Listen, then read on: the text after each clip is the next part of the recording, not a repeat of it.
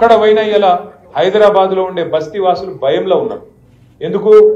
ఎప్పుడు బుల్డోజర్ నా ఇంటి మీదకి వస్తుందో, ఎప్పుడు గులగొడతాడో. ఇందిరమ్మ రాజ్యం అంటే ఇల్లు గులగొట్టుడే ఉన్నది, ఇంకేం లేదు.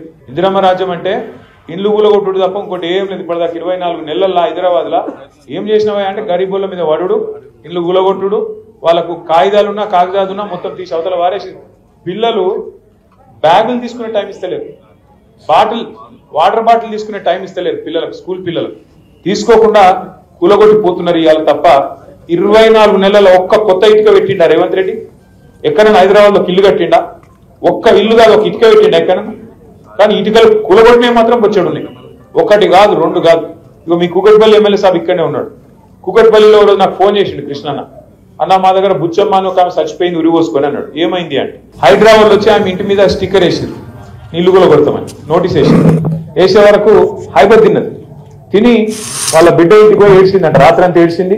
ఆయనతో రాత్రి ఉరి పోసుకొని వాళ్ళ బిడ్డ ఇంటికి చచ్చిపోతే నేను కూడా పోయి వచ్చి కలిసి ఆ బిడ్డకు వాళ్ళకి ధైర్యం చెప్పొచ్చిన. అంటే ఇందిరమ్మ ఇల్లు, ఇందిరమ్మ రాజ్యం అంటే గిదేనా? వచ్చి గరీబ్ గల మీద వడుడు, కూలగొట్టుడు, ఇంట్లో ఆడవాళ్ళు పిల్లలు ఉండగా కూడా రేకులు కొట్టి పారేసుడు. ఒక్కసారి యాద్ చేసుకోండి, కేసీఆర్ గారు 10 ఏళ్ళు ప్రభుత్వంలో ఉండే. మనం ఎప్పుడైనా చేసినామా ఈ పని? కూలగొట్టే పని ఏం చేసిండు కేసీఆర్? మీదకెళ్ళి ఏం చేసిండంటే 1,00,000 మందికి తెలుసో తెలియకనో గవర్నమెంట్ జాగాలో ఎవరైనా ఇల్లు కట్టుకుంటే 1,00,000 మందికి హైదరాబాద్ లో పట్టాలు ఇచ్చిన నాయకుడు కేసీఆర్. జీవో నంబర్ 58 అదొకటే కాదు, 1,00,000 డబుల్ బెడ్రూమ్ ఇల్లు కట్టిండు కేసీఆర్. ఇలా కొల్లూరు పోయినా, మీరు చుట్టుపక్కల ఎటు పోయినా, మీ గల్లవర్తే, మీ చిత్తారామ బస్తీలో కానీ ఇంకొకడ కానీ కుక్కట్పల్లిలో కూడా ఇల్లు ఏడ జాగా చెప్తే ఆడ కట్టినాం. జాగా లేకపోతే హైదరాబాద్ బయట పోయి ఆడ కూడా కట్టినాం. 1,00,000 డబుల్ బెడ్రూమ్ ఇల్లు హైదరాబాద్ లో కోసం కట్టినాం. ఒక్కొక్క కాన్స్టిట్యూన్సీకి 3,000, 4,000 ఇల్లు హైదరాబాద్ లో ఇచ్చిన ఘనత కేసీఆర్ గారు.